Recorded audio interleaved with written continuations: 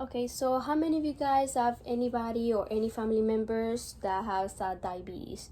I would like to say a lot of you will say yes, even themselves will say that I have diabetes. If you guys don't know what diabetes is, that's gonna be explaining right now. I'm gonna explain what are the different type of diabetes, and so you can guys understand a little bit more.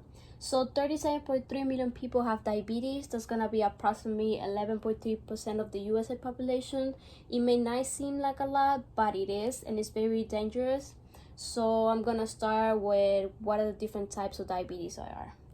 So there are three different types of diabetes. The first one will be type 1, which will appear in adolescence, and then we have type 2, which is gonna appear in the adult session, and then we have gestational diabetes, which is gonna appear in pregnant women. Now I'm gonna start explaining what type 1 diabetes is. Type 1 diabetes is a chronic condition in which the pancreas produces little or no insulin. Now this is gonna happen in adult people. Like some symptoms that might be appearing in like early life might be including thirst, frequent urination, and blurred vision.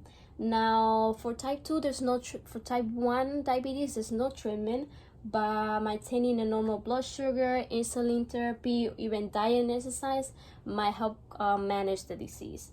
Now that you understand what type 1 diabetes, I'm going to explain what type 2 diabetes is. So type 2 diabetes, this is going to happen in a more later life, so it's going to be appearing in adult people. So type 2 is a chronic condition that affects the way that body produces sugar, which is going to be glucose.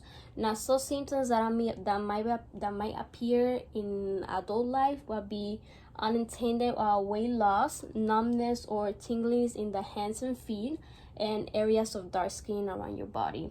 Now this type of diabetes also doesn't have a treatment, but by losing weight, eating well, this can also help manage the disease.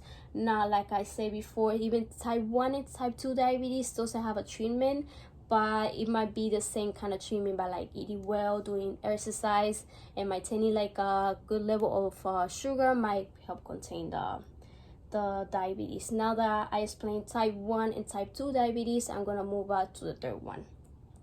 So the last type of diabetes is gonna be gestational diabetes. Now this is gonna be in a pregnant woman, which is a form of high blood sugars that affect a pregnant woman. Now some symptoms that might be appear in this type of diabetes is gonna be fatigue and yeast infections. Now this one right here is a little bit more risk because it's on pregnant women. And now some risks that might appear will be preeclampsia, which this is a condition that leads to pregnancy induced high blood pressure. Another risk that this contain is premature birth or shoulder dystocia, which is birth trauma. This also have another risk, which is heart problems, brain and spinal effects. Now another thing that this type of diabetes does is like it may cause type 2 diabetes in pregnant women in later life. This has no treatment, but by taking self-care, and if the blood sugar is too high, medication will be needed. But also this type of medication will be like a way that the doctor will recommend to the woman, so it doesn't happen, so nothing happens to the baby. Now I explain what type 1, type 2, and gestational diabetes. Now type 1 appears in adolescents and produce little or no insulin. Type 2, which appears in adult people and doesn't produce insulin.